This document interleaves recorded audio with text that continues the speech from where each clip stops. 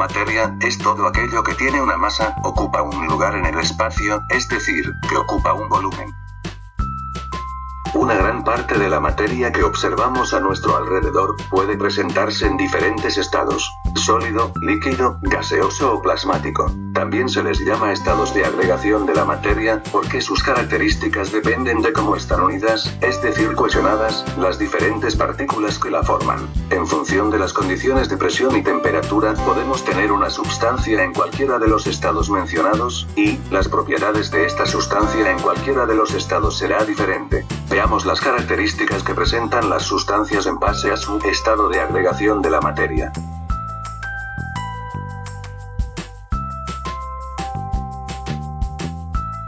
La materia en estado sólido se caracteriza por una disposición específica de sus partículas.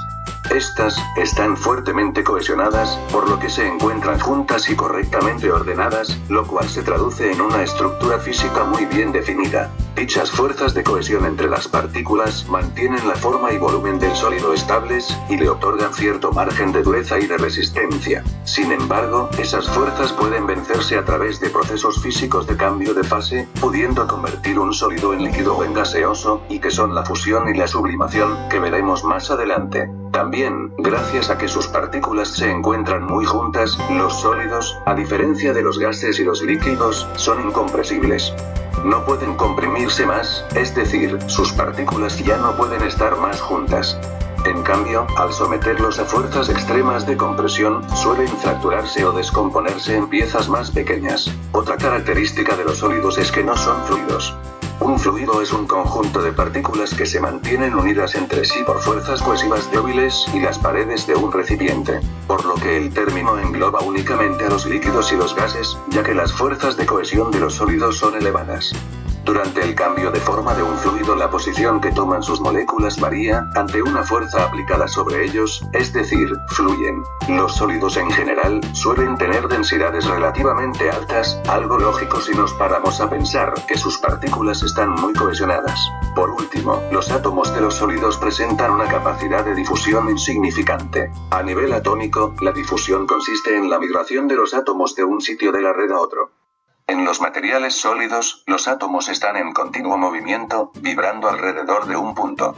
Sin embargo, la movilidad atómica requiere un lugar vecino vacío y que el átomo debe tener suficiente energía como para romper los enlaces con los átomos vecinos y distorsionar la red durante el desplazamiento.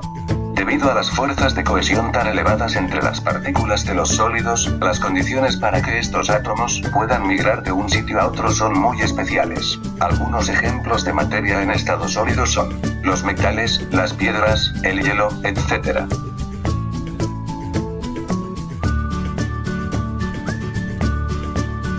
El estado líquido se considera intermedio entre la solidez y lo gaseoso, ya que sus partículas se encuentran lo bastante juntas para conservar una cohesión mínima, a la vez que lo suficientemente dispersas para permitir la fluidez y el cambio de forma.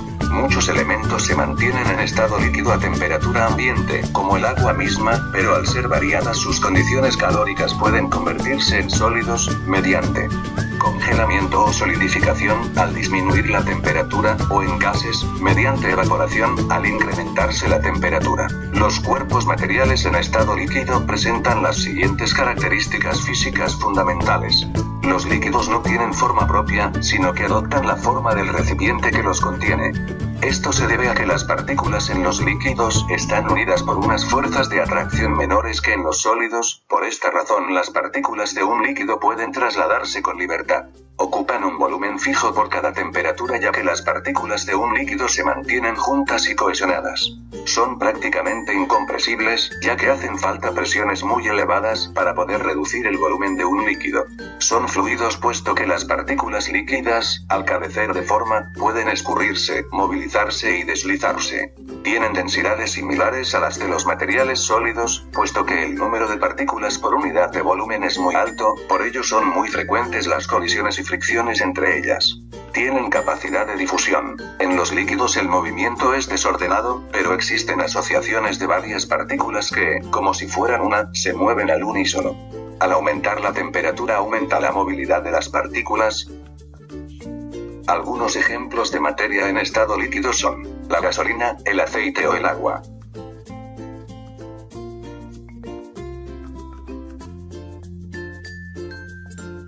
La materia en estado gaseoso se caracteriza por estar compuesta por partículas que no se encuentran unidas entre ellas, sino que tienden a expandirse para ocupar todo el volumen del recipiente que las contiene.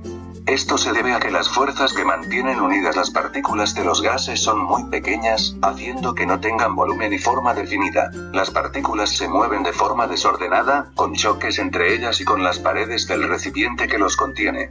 Esto explica las propiedades de expansibilidad y compresibilidad que presentan los gases. Sus partículas se mueven libremente, de modo que ocupan todo el espacio disponible. A pesar de su cohesión casi nula, los gases presentan una enorme capacidad para ser comprimidos. Sin embargo, la compresibilidad tiene un límite. Si se reduce mucho el volumen en que se encuentra confinado un gas, este pasará a estado líquido. Como los líquidos, los gases también son fluidos, y, debido a que en un gas, el número de partículas por unidad de volumen es también muy pequeño, así como su densidad, también tienen capacidad de difusión. Algunos ejemplos de materia en estado gaseoso son el aire, el butano o el hidrógeno.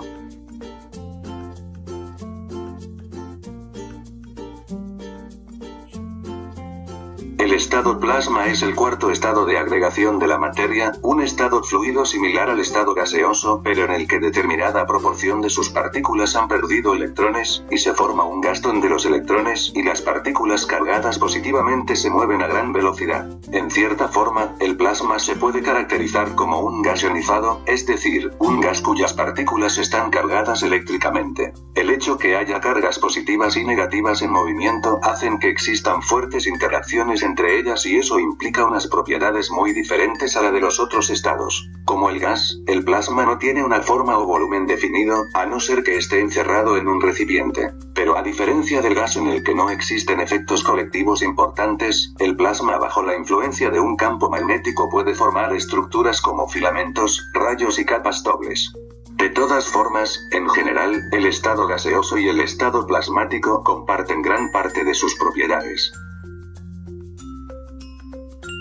Los átomos de este estado se mueven libremente. Cuanto más alta es la temperatura, más rápido se mueven los átomos en el gas, y en el momento de colisionar la velocidad es tan alta que se produce un desprendimiento de electrones. Calentar un gas puede ionizar sus moléculas o átomos, reduciendo o incrementando su número de electrones para formar iones, convirtiéndolo en un plasma.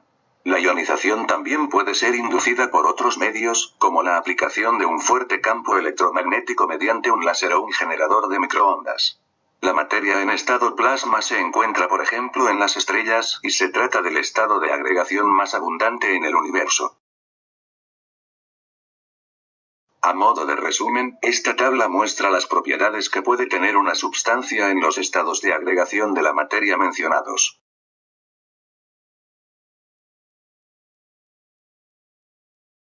Si aportamos energía en forma de calor a la materia, podemos conseguir que ésta pase del estado sólido al estado líquido, del estado líquido a gas, y de este último a plasma. Cuando la materia libera energía, ésta se enfría y se puede dar el cambio contrario, es decir, que el plasma pase a gas, el gas pase a líquido y el líquido a sólido. Observa que hace falta aportar energía a los cuerpos para que experimenten los cambios señalados por las flechas de color rojo, y que desprenden energía cuando experimentan los cambios indicados por las flechas de color azul.